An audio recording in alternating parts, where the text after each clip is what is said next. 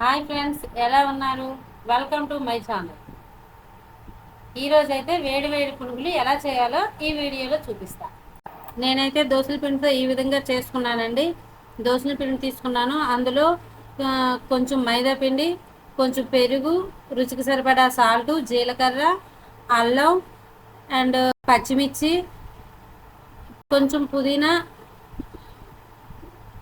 కొత్తిమీర వేసి ఈ విధంగా ప్రిపేర్ చేసుకున్నానండి ముద్దని.